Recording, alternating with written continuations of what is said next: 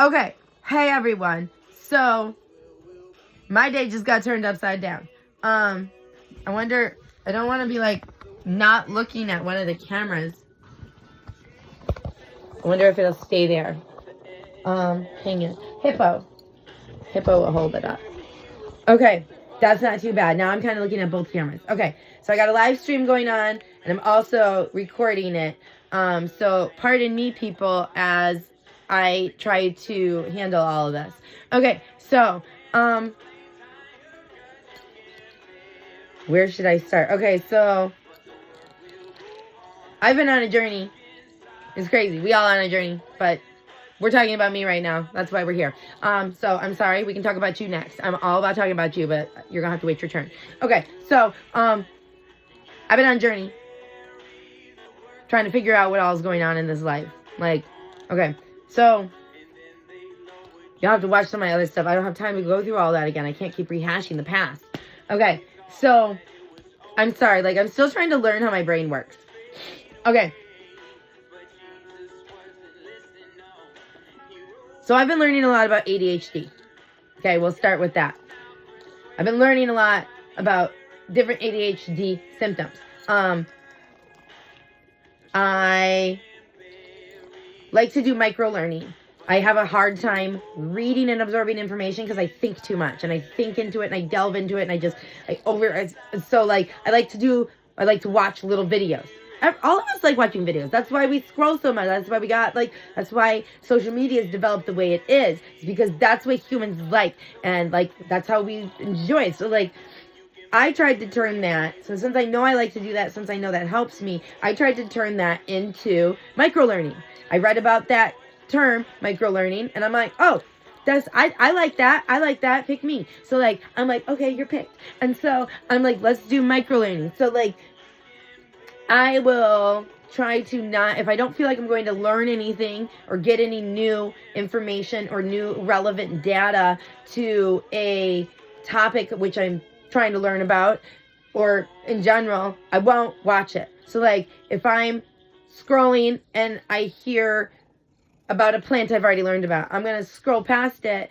I might watch it again because different people like have learned different things about plants. So like, they got different ideas. But like, once I feel like I know enough about said thing, I will scroll. I'm not going to spend my time watching it. I'm not going to spend my time listening to it, like absorbing. Like, I don't have a lot of time. So I got to be careful with how I spend my time. So that being said, I've been learning a lot about ADHD. Because I felt like I struggled with ADHD really bad. I get, like those videos on Facebook that people have been making about different things that they struggle with ADHD, ways to help them focus, ways to help them master it, ways to help them like function better. And they're like explaining it because nobody's really explained it too much before. And so they're trying to explain it. And so I'm watching these and I'm trying to like pick apart. I'm like, do I feel like that relates to me? Do I feel like that pertains to me? Do I feel like I could learn from that? Do I feel like that would help me if I put that in my life? And so I watch a lot and I listen to these people's ideas and I think, would it help Catherine? Would it help what I struggle with? Would it help me? And so people say like everyone's on the spectrum. We all got autism, ADHD. It just depends on how bad it is, quote unquote. How extreme it is, whatever words you want to use to phrase it. Like, different people phrase it different ways. Different people think about it different ways. But it's all related and you just got to think about it.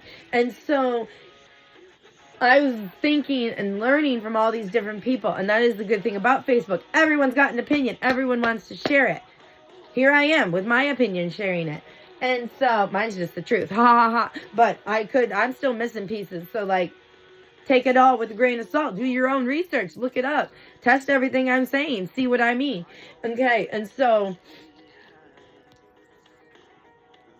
I was learning all these different things and these different ideas and these different concepts, different struggles that people have with ADHD, different tips and tricks that they've learned in their life to help them function more efficiently with the way that their brain is designed and the way that they're in. Dude, this is so crazy. Okay. Focus. Okay. Sorry, I keep making new connections. Like, now that I understand, every time you understand a new piece of information, your brain rewires and it filters out the lies that you've been taught, the deceptions, the incorrect conclusions that you've drawn about things because you didn't have the truth. Every time you learn new truth, your brain rewires, and it's like, it's crazy. Okay. So I'm sorry. My brain has been rewiring this morning. Okay. So I've been sharing. So I had a friend and he told me, whenever you find information or data that you feel like pertains to you, helps you about autism or ADHD or whatever, he said he would like me to share it with him. So I've been finding a lot lately. So I've been sharing with him lately. And I didn't know if he felt like he had it and he was trying to figure it out. And so he wanted to like see different ideas and different conclusions. I didn't know if he was trying to understand me better and how I thought. And so that's why he wanted to watch the things I was watching so that he could understand where I was coming from. I don't know. I don't know what he was thinking. I don't know why he asked me to share it because he didn't tell me why. But I'm like, he asked, so I do it. All right. Sorry, I got a sore throat right now. I had to actually stay home from clinic today. I'm in school for massage therapy, and every Thursday I go to school and I give massages to the public, and it's called our clinic. And so I work in the student clinic.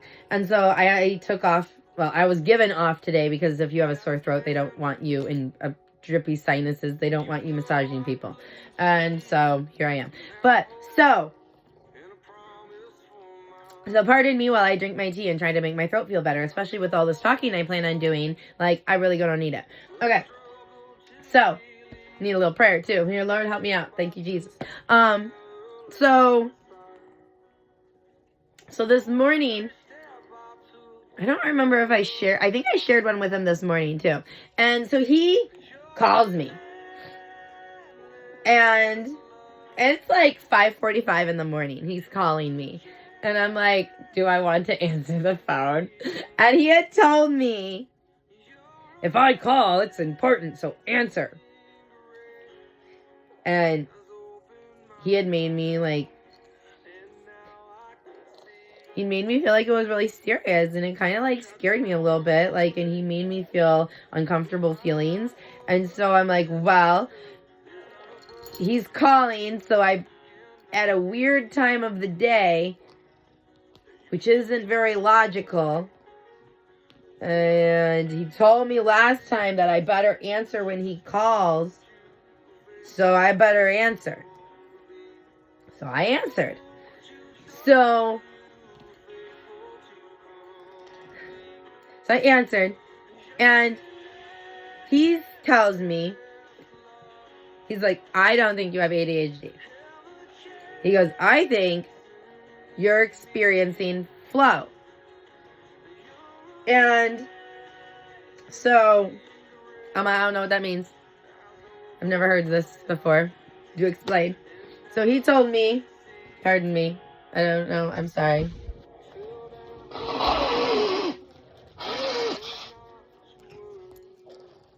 So he told me to Google it, and he told me to look it up. And so I did a Google search, and I just like read the headlines of a bunch of the tabs, the articles that popped up, and I just Googled in psychology, what is flow? And so all these things popped up, and I started reading about them, and basically it sounds like flow is like when you lose yourself in an activity, when you're like so completely absorbed and so completely like focused. It's when challenge and what was the other one? Anxiety, boredom. It was like when something's really hard, but you have the skill to accomplish the hard task. And so you have to focus completely because it's not easy, but at the same time, it's exciting. And they said it's where creative and you get instant feedback. And it was like all these different ideas and concepts like mixed into this event, you know, like runner's high, you know, like when you're doing an activity that you love, that's challenging, and you lose track of time, and you just like That is flow, from what they say. And so it's funny though, because, well, I don't know where to go next. I don't know, because he sent me an article that I want to read, and I was going to read it with you guys. Well, maybe I won't read it on the video. Maybe I'll just link it to the video and stop the video. I don't know. Maybe you guys want to watch me read it. Maybe you don't want to have to go do it and you want to watch the video. I guess that's your prerogative. If you want to do that, you can. Okay, maybe we'll do that. Okay. So he sent me this article because he's Jewish and I wanted to learn more about how he thought. And so I had asked him a while back, if I could, like if we could have a conversation about his faith, like if he would care to share with me, like, because I don't know anything about Judaism. Like, I'm a curious person. I love learning. Like, I love learning new things. And I love using my knowledge that I've learned. And so he had sent me this article and he told me to read the article. And I told him I don't have a lot of time for reading. Reading is, I didn't elaborate this much, but like reading is a challenge for me. Reading is a challenge for me. It's very slow process. It's an extremely slow process. I usually skim read. I very rarely actually read to understand, because it's very hard for me to do. I read for pleasure typically, not learning. When I try to read for learning, it takes a long time. It's hard. I tend to skim. I look for highlights, italics, bold, main concepts. And then if I feel like I need more information, then I'll read the surrounding text to help me understand further. So I told him I don't have a lot of time to read, like, because I don't. I'm very busy. I'm always on the go. I'm always go. Because, like, I look around and I see all the work that needs to be done, not only in my house, but also in the world. And so I know, like, I don't like sitting still. I like being productive. And so I didn't even read, I'm not gonna lie. I didn't even read the headline of the article because it was just a link that he texted me, so I didn't have a headline. But the article is titled The Legend of the 36 Righteous Men. And so I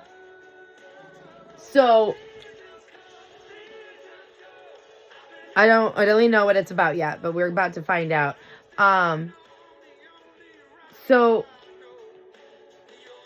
But anyway, so I watched a couple, we'll rewind a little bit more. So I watched a couple videos on Flow, like after he hung up on the phone with me this morning. This was all happened like within the last hour. And so, well, I guess it's almost 8 o'clock now, so it's been a little bit more than, let's see, we got off right before 7. So yeah, it's been about an hour since he and I got off the phone. So like he and I got off the phone and I went on YouTube and I found some videos on Flow.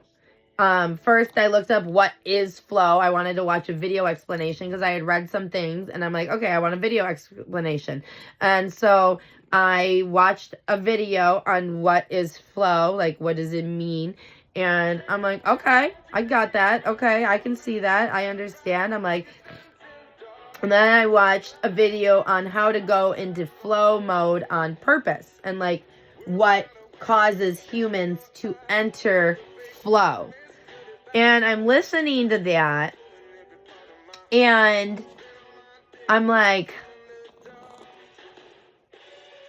and I'm listening to the person talk about flow. And there's this one point where he goes, it's where you're being extremely challenged, but you know you have the skill set, like, to meet the challenge, but you have to focus completely. He goes, you have to have unparalleled focus. You have to be in the moment so completely that you're using everything to the extreme.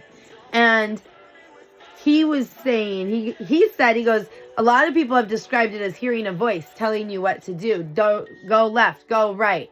And he's like, if you don't listen to the voice, you crash. That's when things go wrong. When you're in flow and you don't listen to the voice, that's when you crash. And my brain thinks, I've been focusing on my relationship with the Lord. I've been learning to listen to the Holy Spirit's guidance. I've been learning to recognize his voice more easily. I've been learning to be more sensitive to his wants and his desires. I've been learning about the Creator and how he created creation to work. Like, he had an idea. He had a plan. He had a master plan. And we were created for a purpose. And I've been recently, I've been trying, everyone wants to know, why am I here on this earth? What's my purpose? What am I supposed to be doing? And I recently felt like I got it figured out. I feel like I found the answer, but I don't know how to accomplish that long-term goal. It's like if someone told you, okay, it's like, I feel like when we're born, we're handed, this is an analogy. When we're born, we're handed a giant pile of wood. Different shapes, different sizes, different colors, and we're told, build. And we're like, build what? What is build? I don't even know what build means. What is this? What are these things? And why are they different colors? And it's just, we're trying to figure it. We don't even know. And people, they don't tell us. They're just like, you just do. And we don't even know what we're supposed to be building. Are we supposed to be building a house? Are we supposed to be building a garage? Are we supposed to be building a tree house? Are we supposed to be building a swing set? What are we supposed to be even building with this giant pile of wood that I've been given? And we don't know our purpose. And I feel like I recently discovered the purpose of all humans. And it is in the Bible. And it was there all along. And I didn't read the Bible. And so I didn't know our purpose. And so I was wandering useless, bouncing around, trying my best. But my best ain't good enough because I wasn't created to work alone. I was created to work in relationship with the Creator. We were built to have a relationship with him. We were built to work with him, to function with him. We were built to worship him. We were built to glorify him. We were built for a relationship with him. That's why we were created, because he wanted a relationship. He wanted to hang out with us. He wanted to be friends with us. He wanted a relationship with us. That is why we were created. And so that's why we were created. So there we go. We got one problem solved. We got that figured out. Now, what does that mean? What is the next step? Well, now we jump from Genesis, creation. We jump to the New Testament, to Jesus. We're going to jump to the end of Matthew, what's called the Great Commission. Jesus is God's Son. God in the flesh, incarnate, came to earth, lived a perfect life, died on the cross for our sins, came back to life in 3 days so that we would be, all we had to do was believe in him, we would be blameless, and we would live with him forever. That would be that's it. And so at the end, before he went back to heaven, he told us, go into the world and preach the gospel. Tell the good news. Because it is good news.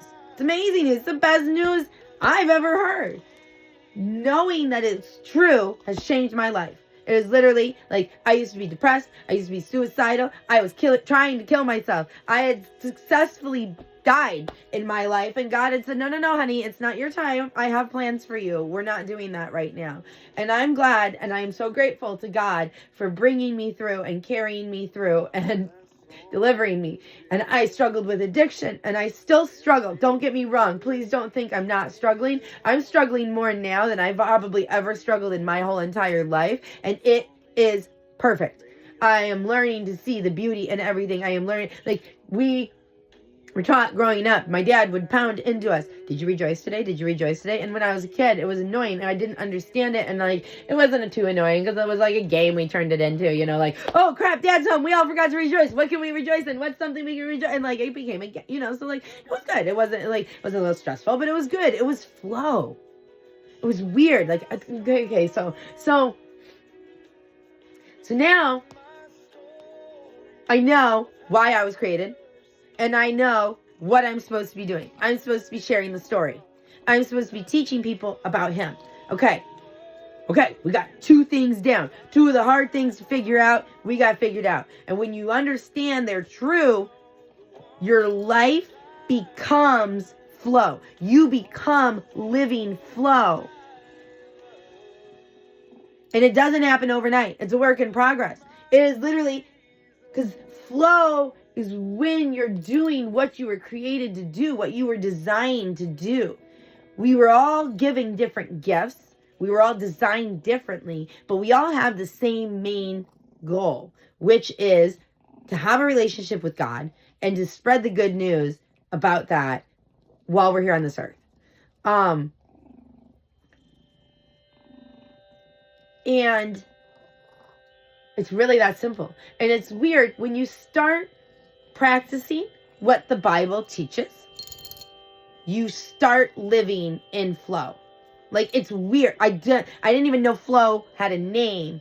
I didn't even know, like, humans have put a name to it because, oh my God, it's crazy. Okay, humans gave a relationship with God the name flow. It's basically what they did. When they're saying they heard that voice, turn left, turn right, that's the Holy Spirit's guidance in us. That is us functioning how we were created to function, using our skills and our talents. And flow is meant to be all the time. We were created to glorify him in everything we do. And I don't know what that looks like. I don't know what that means, because that's a concept that I know to be true, but I don't know what it means and how it looks in real life. What does it actually mean to live in flow? What does it actually mean to do everything for God's glory? What does it mean to love him with our whole heart, soul, mind, and strength? I don't know. But as I go through life and as I practice the things that he tells us to practice in the Bible, the healthy habits that he teaches us, the way, like, he knows how humans were created. He knows what we need to be complete because he created us. So he knows the answers before we even know the question. Like, he's already thought it all out.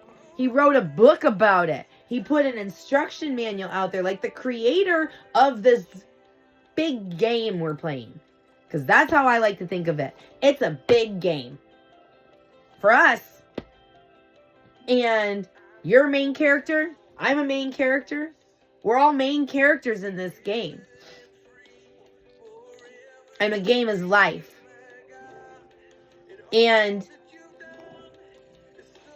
when you read the book written by the author of this video game, if you wrote a video game, if you were going to design a complex game and you wanted to write instruction manual for how to win at the game, and all the people had to do to win at your game is read the instruction manual, follow the rules, and they would beat your game and they would win.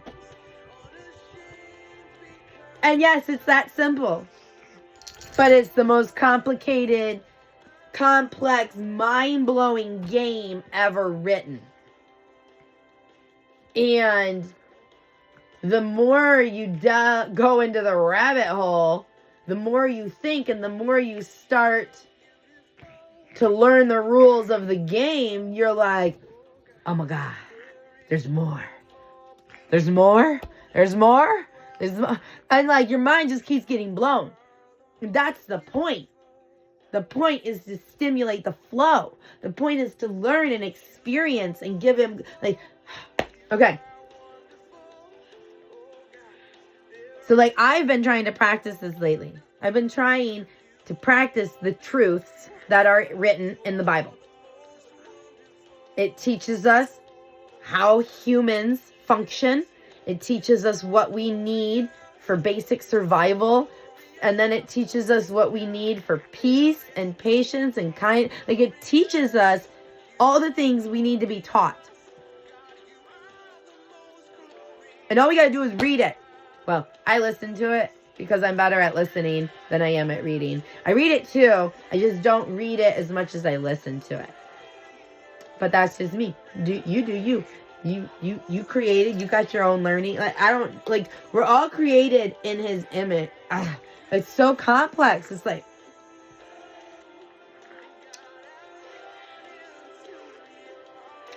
so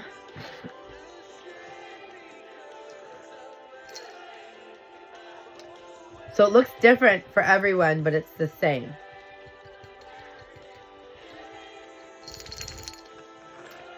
And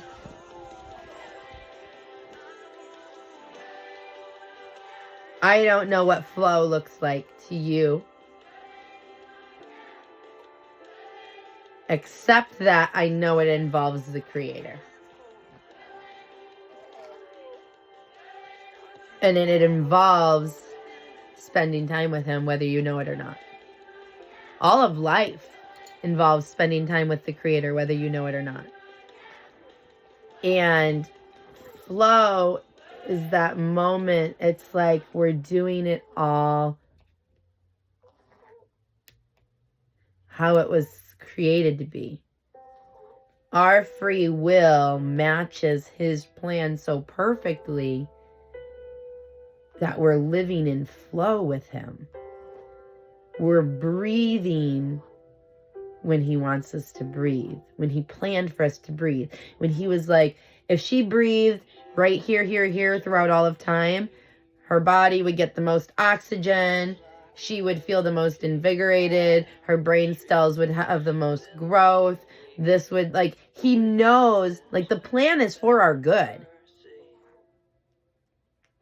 And he knows all of it. And so living in flow is like living in, it's crazy. Okay. Being grateful in every little thing. Like, that is so, like, learn the truths of the Bible. And when you start learning the truth, and you start practicing living the truth, your life will be changed. I used to believe in the Bible. But how do I say this? Because I didn't really believe. Or I didn't act. I didn't understand. Like, if you had asked me before, anywhere in my past, no matter what dark things I was doing, no matter what I was into, if you had asked me, do you believe in Jesus? I would have said yes. But I wasn't acting like I believed. I didn't understand. And I'm not saying I understand now, but I'm saying I understand more than I did. I'm never going to understand it all, but I'm never going to stop trying to understand more. And I would have told you, yeah, I believe Jesus did that. Like, when I was young, I had an emotional relationship with him, a spiritual relationship with him.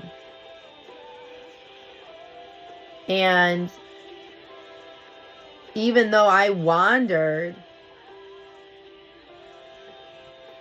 I didn't, even though I wasn't acting like I believed, I don't know how to describe it. Because like, but now I've come to the other side of the wandering. And now my faith, I had faith before. That's what it was more. I had faith. And now my faith has met belief. Because when you have faith in something, you're hoping it's true. When you believe in something, you know it's true. Before I had faith, now I have belief and faith. And I got to blow my nose again. I don't know if I have any more tissue up here though. I'm sorry.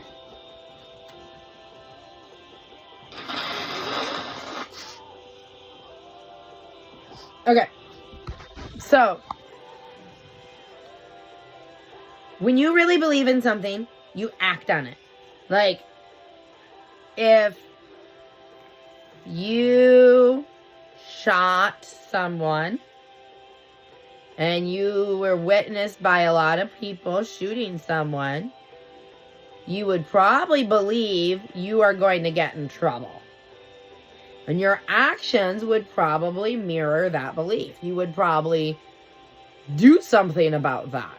And everyone does different things. A lot of people run because they're scared. They don't want to get caught. They know what they did was wrong. And they have faith in the system is going to try to punish them. And they believe they're going to get in trouble. So they take action. I had faith before. Now I have belief. Now I am reading this book that was written and inspired by the creator of this game, of this matrix, if you want to call it that. Because the Matrix is a really good analogy movie for living in the world. The red pill or the blue pill? Do you want to accept Jesus? Do you want to believe? Or do you want to stay in the Matrix? Do you want the truth? Or do you want a pretty lie? And I had gotten tired of the pretty lie. Because it wasn't pretty to me. It hurt. People hurt. They hurt me. They hurt other people. Everyone was just hurting. Hurt people, healed people.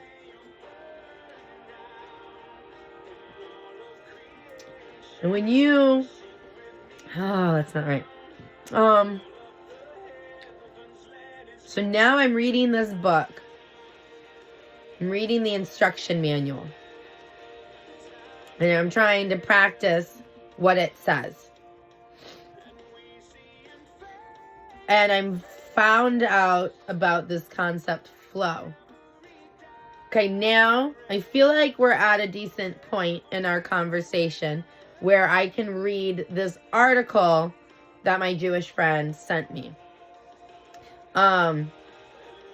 Because now I'm curious. Okay, you guys are kind of caught up to where my brain is right now. So now let's get some new information and continue working in the flow. Because one of the things that it talked about how to get in flow on purpose was curiosity. I've always been the most curious person. I will ask you a bazillion questions. Because I want to understand. And I don't understand much. I only understand a little. And I want to understand more. And I pray to the Lord for understanding. And he says the way to get understanding is to ask questions. So here I am, asking questions. So let's all ask some more questions. Let's get our curiosity going. Let's spark our learning. Let's get in the flow. And let's get some new information. Okay, so I don't know. The information I am about to read, I do not know if it is true or false. I do not know if I'm about to read a lie of the world or a truth. So, bear with that. while I am reading this, do not think I believe this is true, because I don't know what I believe, because I've never read this before. But this man, my friend, believes something about this article. That he said if I wanted to understand his faith more, I would read this article.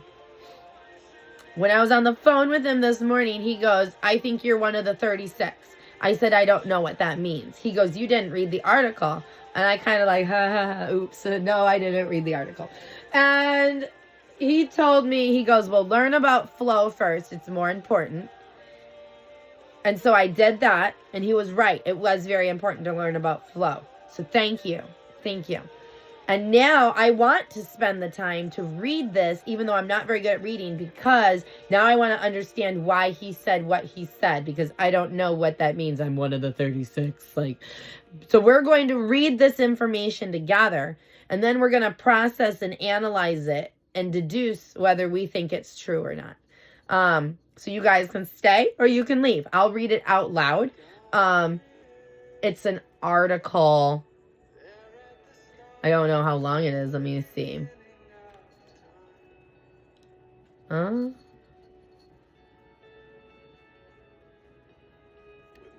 It's not too long. Okay. It's not very long at all. Okay. So we're going to pause this music because it'll distract my brain. Because I want to listen to it. And we're going to go over here to our reading. And we're going to focus on... Listen to this article. Let's listen, because I'm not always the best reader either. It might be choppy. It might be hard for you guys to understand. Can I click it? I get it. Finding the motivation to get in shape and lose weight is tough. Here's a tip that'll change your life fast. Skip ad. Body. The legend of the 36 righteous men. Ooh. So why bother being good? Okay. It's going to work. Okay, so I hope you guys can all hear it. Okay, so it's 6 minutes and 27 seconds to listen to this article. So we are going to do that for the next time. Okay. In a world where stinkers often get away with all sorts of terrible things, and good people often get it in the neck, one might wonder. For many faiths, there are the punishments and rewards of the afterlife to motivate us to be good on earth. But not everyone spends a lot of time pondering these future realms or even believing in them. So then, why bother to be good? But there is a wonderful old Hasidic legend that addresses this issue, with the suggestion that more might be at stake in this life than you think. According to a very old Jewish mystical tradition, at all times in history, there are 36 righteous men who wander the earth unknown to everyone else, including one another. These are the Lamed Vavnik, or the Tzadikim Nistarim. These men, who wander the earth unknown, are absolutely critical to the existence of the human race, because as long as they continue to exist, the anger of Almighty God is held back from the earth for their sake. Even if the world were to become completely depraved, for the sake of these few righteous men, doom will not yet fall on this present world. The inspiration for this medieval idea certainly has its roots in the Bible. In chapter 18 of the book of Genesis, God descends to earth to visit Abraham, to inform the patriarch that his wife Sarah would bear a child in their old age. After this, the Lord announced that he intended to visit the city of Sodom because the outcry against their sins was very great. Abraham interceded for the people of Sodom, asking the Almighty if he would not spare the city if only he found 50 righteous men there. The Lord agreed to this, whereupon Abraham argued God down to 45, and then 40, and then 30, and even down to 20 and then to 10. Abraham's debate with God is one of my favorite Bible stories, and it makes a gracious point, for the sake of the few God might spare the many. In Genesis, God will spare Sodom for the sake of 10. The number 10 is certainly a sacred one, and there are many examples of groups of 10 in the Bible, beginning with the 10 sons of Jacob who went down into Egypt. But while the unknown worthy men of Sodom accounts for the principle of hidden righteous ones, where does the number 36 derive from? The origins of the legend may be with Rabbi Shimon ben Yohai, who lived in the Holy Land in the 2nd century AD, who in a biblical commentary declared that if certain men were alive in his own day, God would certainly not destroy the world. In his list of urgently needed righteous types of men, Rabbi Shimon included himself and his son and various biblical worthies. A century later, Abai, one of the sages of the Talmud, added his comment to Rabbi Shimon by adding that at all times, there are never less than 36 men who greet the Shekinah, or the earthly presence of God. Abai based his judgment on Isaiah 30.18, which reads in part, "Blessed are all those who wait for him." The words for him in Hebrew are also Lamed Vav, or the digits for 36, and so the number became fixed. Modern scholars have suggested that the fact that ancient astrology believed that the sky, the courts of heaven, was traditionally divided into 36 sections of 10, giving us our modern 360 degrees of a circle, may have influenced the numbering for the Talmudic sages. In medieval Jewish mysticism, the 36 men came to be known as the Tzadikim Nistarim, or the hidden righteous ones. Within the rich culture of the Hasidic Jews, this group began to be more and more defined. These secret people are righteous men whose actions are good and compassionate. They do not know that they are among the 36, and their humility is so great that were they to discover that they are indeed these righteous ones, they would cease to be them. Therefore, any person who declared himself to be one of the hidden ones would certainly not be one. But God knows who they are, and for their sake he spares the rest of us. The Hasidic Jews love to attribute wonderful powers to the holiest of their rabbis, and so in some of the writings one finds disciples of great rabbis wondering if their master might be one of the 36. In Hasidic legend, these men are scattered around the diaspora, that is, the communities of Jews across the world. On occasion, one of the Tzadikim Nistarim will emerge from obscurity to save a Jewish community or some group of innocent people from disaster or persecution. But then he will always return to obscurity in the Jewish settlements again. These are, of course, ordinary men, not angels, who live and die as anyone else.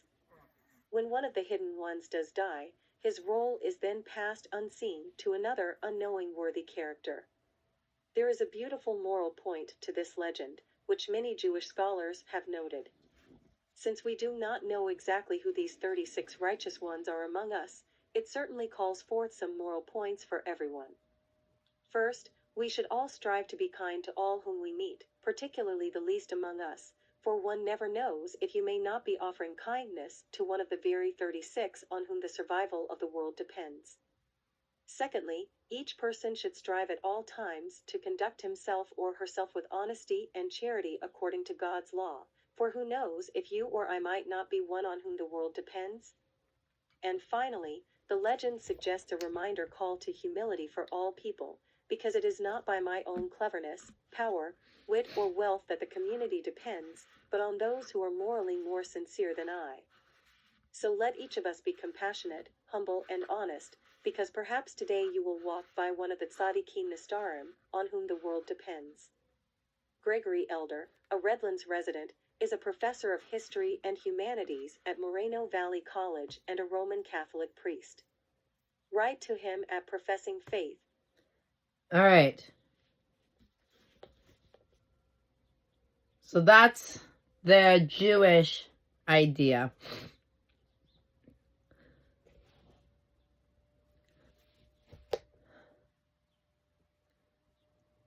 I don't know if I'm one of the 36, but I know it says if they found out who they were, then they wouldn't be them anymore, and that makes sense because pride comes before the fall.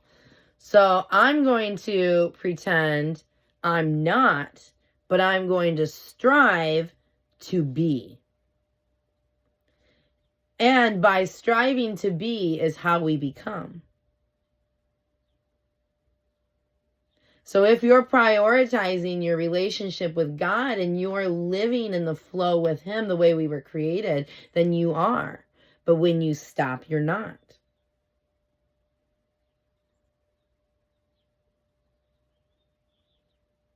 So are there 36? Like, are they saying that these 36, it's like,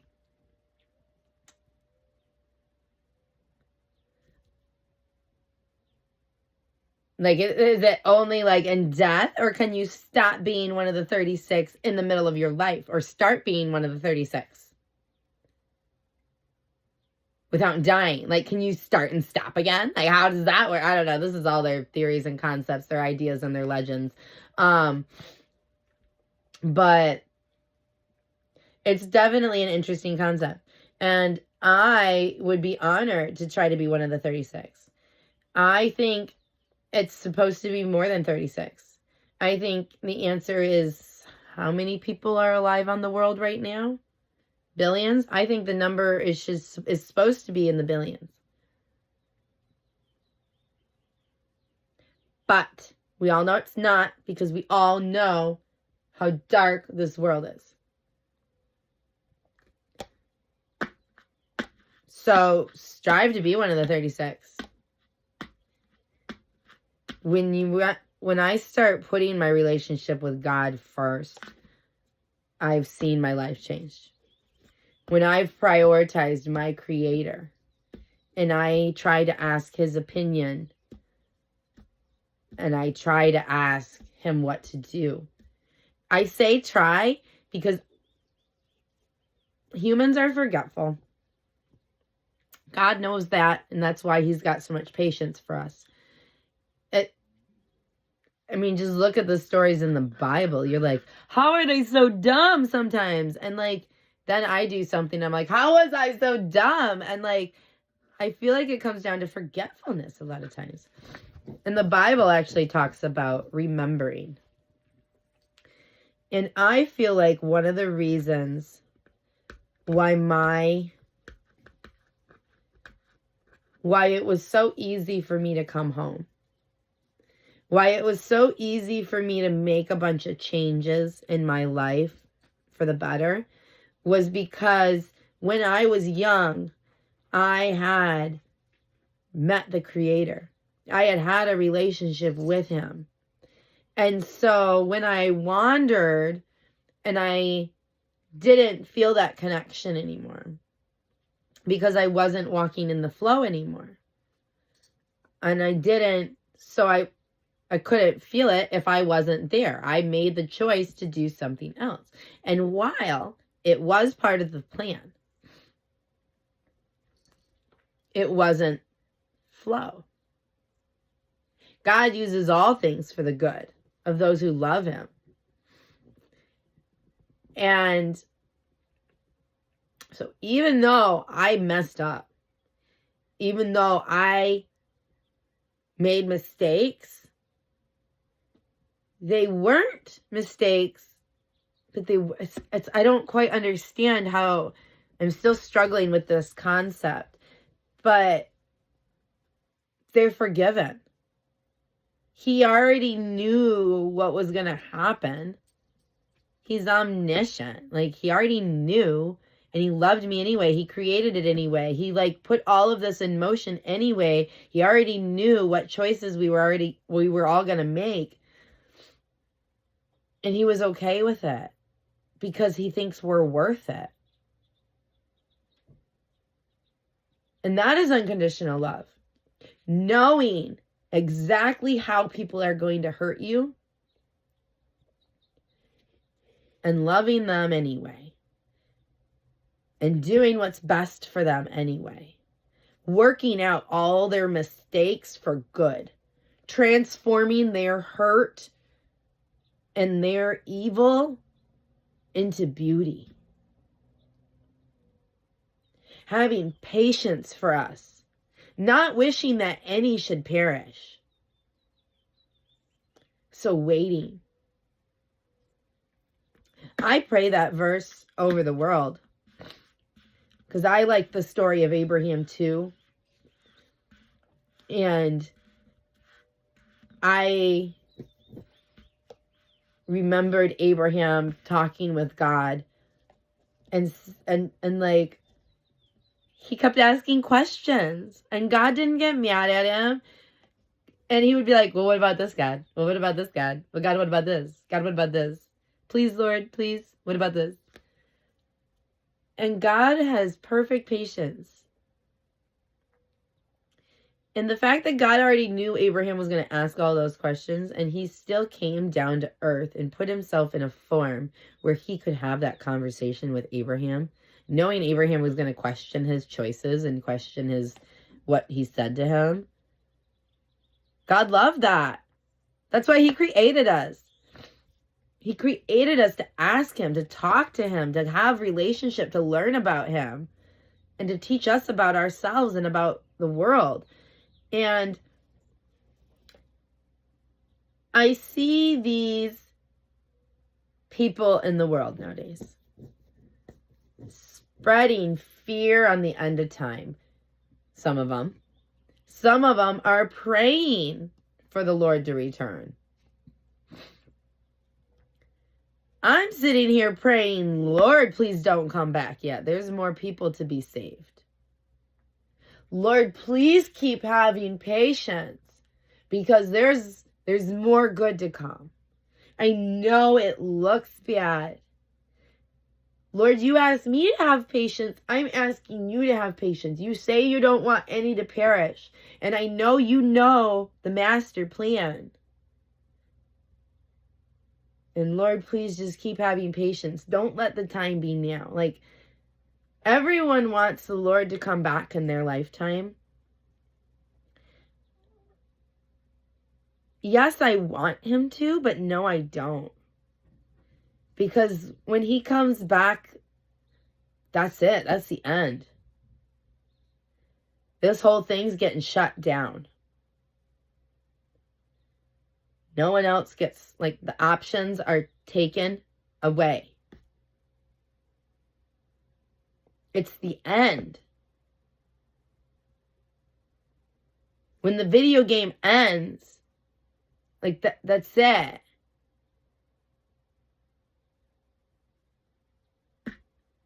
When the Lord comes home for his church, that's it. There's only 7 years left.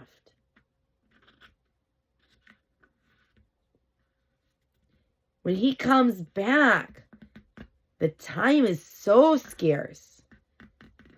And it's speeding up.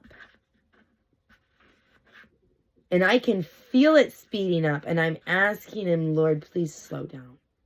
Please wait. And I told him, I'm like, God, you created me for something.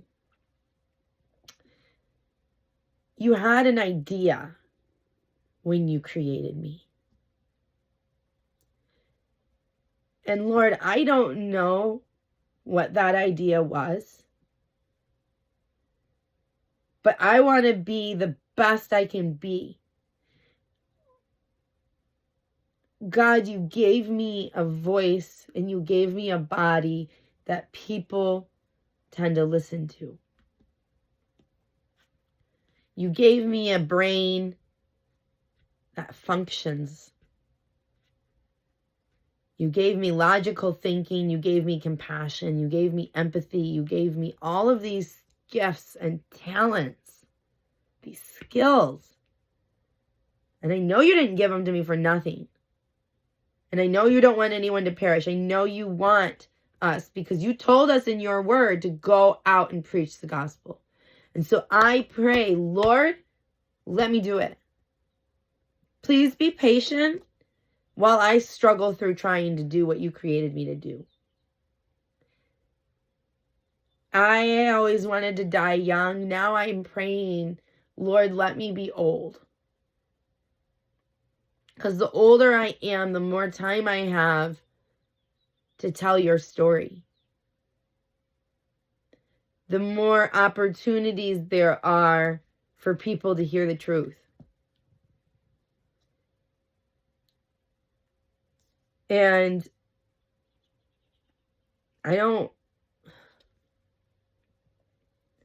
people don't understand. Because I didn't understand how serious all of this is. Because it is serious. It is serious. Like, it's all or nothing, baby. I don't even know what that means, really. And so I struggle to figure it out. I try my hardest. I try to live in the flow. Flow is where you're challenged to the extreme, but you got the skills to match. So you have to focus really hard. You got to get creative. You got to think. You got to try. And people get distracted so easily. We get distracted so easily. I know I do. Especially because I got this like ADHD style brain. It gets distracted so easy. It's good and bad. It's learning how to guide that distraction. When it's good to be distracted, when it's not good. And so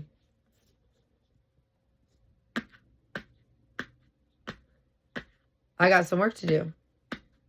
We all do. We all got work to do. We were all created for a purpose. So the question is, you ready to live up to your potential? Or do you want to just sit by and watch and regret? Because while I don't regret anything from my past, I would regret living like my past again. That I would regret. Because I had a lot to learn. And that's why I went through what I went through. So I could learn. And so I don't regret it because I learned. Look, here I am now on the other side of learning, on the other side of 12 years in the wilderness, on the other side of 31 years of being tormented and depressed and suicidal. And I'm on the other side right now. And it's only by the grace of God that I made it through. It's only by the grace of God that any of us make it through. But He's got a lot of grace. And He wants a relationship with you. More than anything. It's literally why He created you.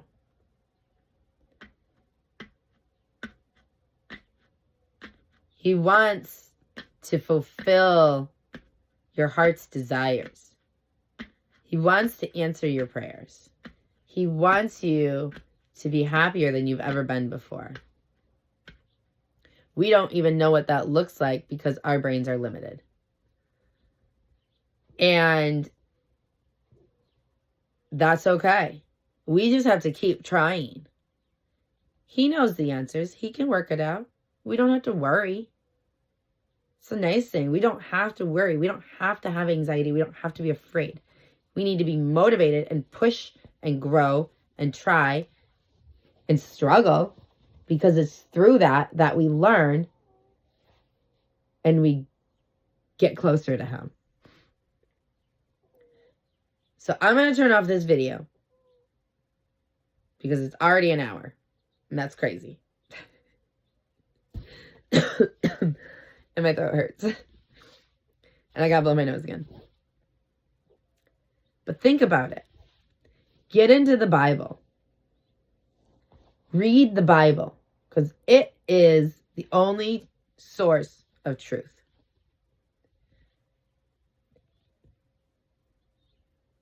Humans misrepresent the truth all the time. They twist it, they pervert it, they misinterpret it. I do it, you do it. We all do it. So don't trust humans, trust the Bible. Trust the Word of God, trust the instruction manual, trust the book of guidance, trust the truth, and everything else will start to become clear. Little by little, the veil will be removed. The scales will be taken off your eyes. Things will become seen that were not seen before. You will get a level of understanding that you didn't have before. And you'll be like, how did I not see this? It's like when you learn something new and you're like, I can't, like, you just like feel like a face palm. And you're like, I was so dumb. Like, I can't believe I missed that. Like, I can't, like, we've all had those moments over things that seem so simple. That's what the Bible is. It really is that simple. And if you struggle with reading, I would suggest listening to it. It's a story about the history of the world. And it's a story about the future of the world. And it's a story about this all-powerful God who wanted a relationship with you and me, and so he created. And it's a book of instructions. It blows my mind every time I listen and read it. It's living and active. It's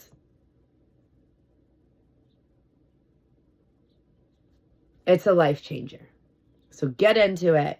Read it, absorb it, watch it. Be careful with watching it if it's movies, because a lot of times if you haven't read it or listened to the actual words themselves, movies will twist and change it, and they'll add in lies and deception that will be confusing for you. And those lies and deceptions will actually cause a lot of people to reject the Bible because it doesn't make sense. But the Bible does make sense. It's these other interpretations, these other things that don't make sense. The things humans did that twisted it, that changed it. But the Bible itself makes sense. So I love you.